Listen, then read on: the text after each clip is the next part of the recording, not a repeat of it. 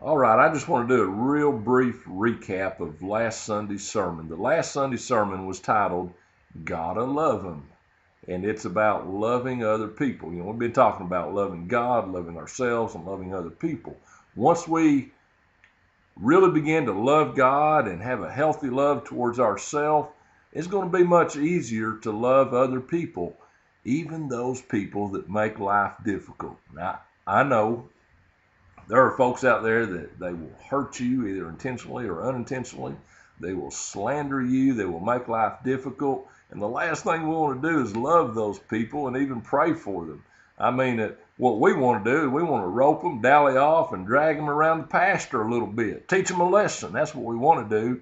Get revenge. That's what would taste really good. It's a little bit of revenge, but Jesus said, no, it doesn't work that way. For a follower of Christ, we got to love them and pray for them, forgive them. Now, those who fail to do so remain in bondage.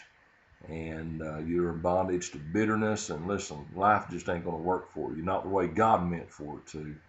Well, one point I want to make, I don't know if I made this very clear in my sermon, but I think it's really important because sometimes we have a misunderstanding of what forgiveness looks like. You know, forgiveness is to give up your resentment, give up your bitterness, give up the debt that that person owes to you. And but what forgiveness does not mean necessarily is placing your trust back into that person. So that means, for example, a lady who's been in an abusive situation and maybe your husband or boyfriend has hurt you, then yeah, you need to forgive them, but that doesn't mean you put yourself back into that situation where you are continually hurt over and over and over again. Forgiveness means forgiving, but also loving yourself enough to protect you physically and emotionally. So anyway, just a brief little recap. Wanted to make that one thing clear. And listen, this is exciting.